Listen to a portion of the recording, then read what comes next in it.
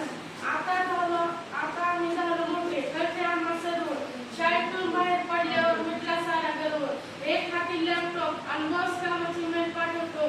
दंग झाले त्या जीवनात, मग शाळेतलं बेंच आठवतो.